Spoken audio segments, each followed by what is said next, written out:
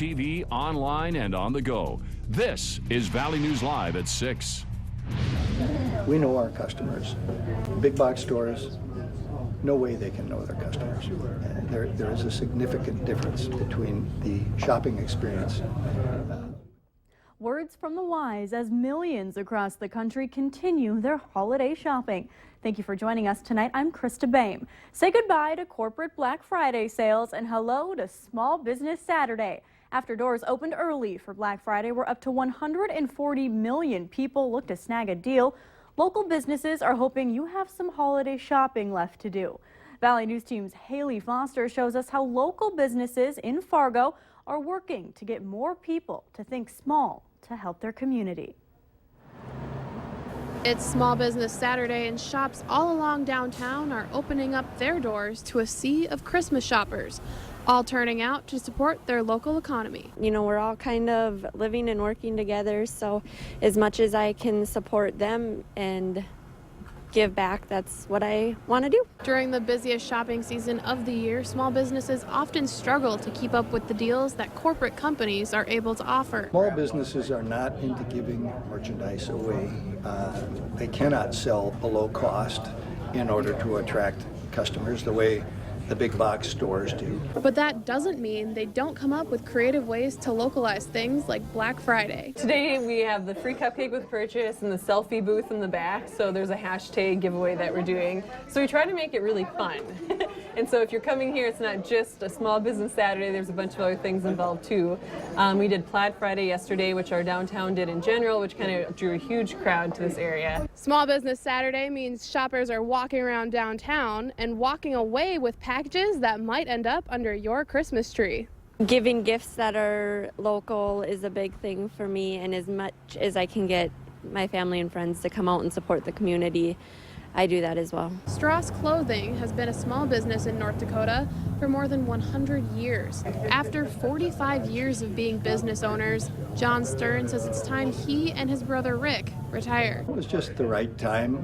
We're over retirement age. But not without leaving a bit of advice for small business owners who do their best to keep up. It's all about customer service. Small businesses are all about customer service.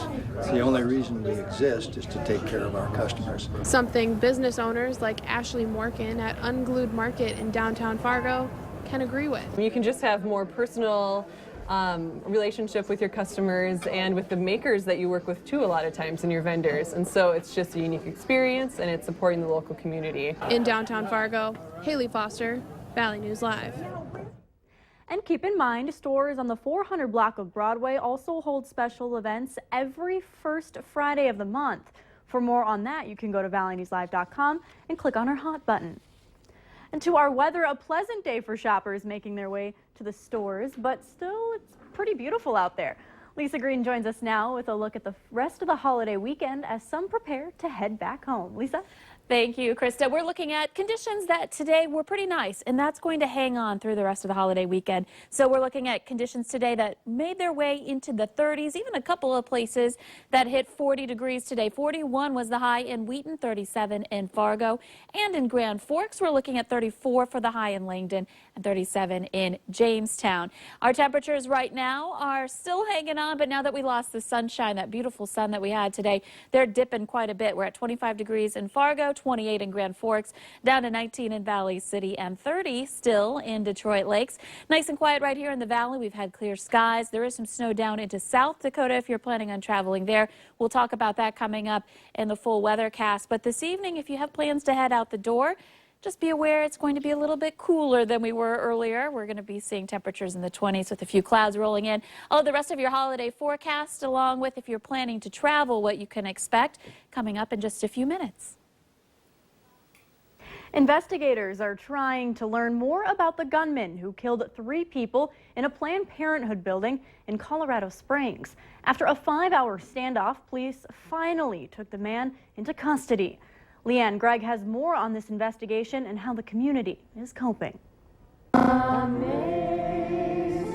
A vigil at a Colorado Springs church, the first of several to pay tribute to victims of a gunman who terrorized a neighborhood. You are our community, and our hearts break together for what has just happened.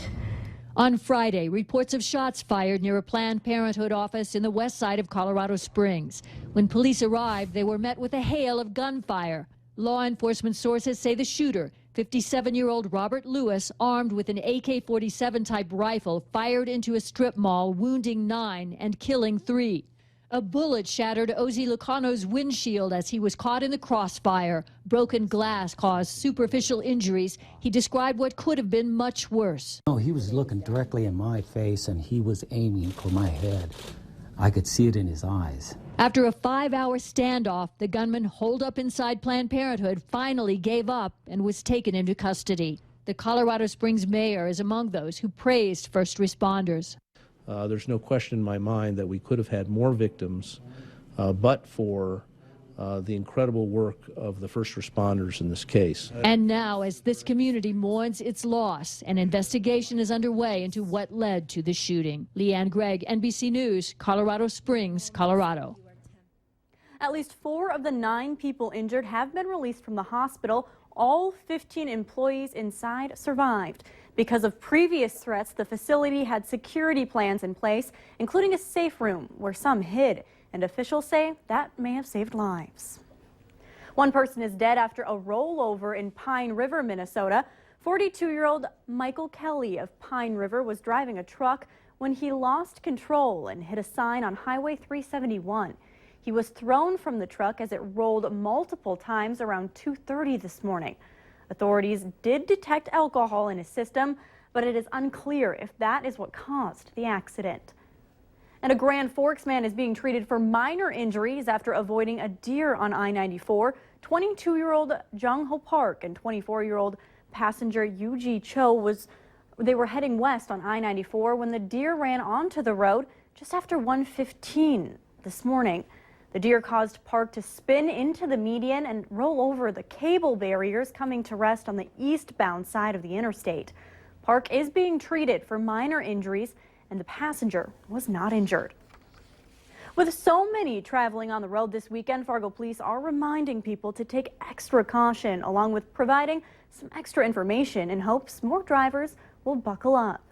Police say young people continue to be overrepresented in fatal crashes and no seatbelt use. Statistically, nighttime is deadlier than daytime in terms of people buckling up. And over the 2013 Thanksgiving weekend, 64% of passenger vehicle occupants killed in crashes at night were unbuckled, compared to 48% during the day. A holiday tradition is lit up bright for families to enjoy at Lindenwood Park. The Fargo-Moorhead Saratoga Club is back with about 60 special holiday-themed creations at Lindenwood Park in South Fargo. A number of businesses are joining the club in decorating for drivers to check out. It's a fundraiser for the service club. A tour through the lights will cost $6 for a car or van full, $5 with canned goods for the food pantries. The light tour will remain open through the end of the year from 5:30 to 10:30 each night. And holiday cheer has arrived at Rolt Farm in Fargo with kids visiting a special guest. Kids, along with the young at heart, can explore a little piece of the North Pole at Santa Village, minus the snow, though. Santa was ready with a smile for the camera as one by one children sat down to say what they would like to see under the tree this year, with treats and some fun after. Well, I came here every year when I was younger. So now that they're getting old enough, we'll try and bring them. It's nice when we can be in town for Thanksgiving. And there's still plenty of time to stop by for a visit. The event runs through the day before Christmas Eve. And card after card with all the holiday shopping and swiping, what you can do from becoming a victim of theft. And today was beautiful out there. We saw lots of sunshine. Temperatures were on the mild side. One more day of that for our holiday weekend, and then some snow is on the way. I'll have details coming up.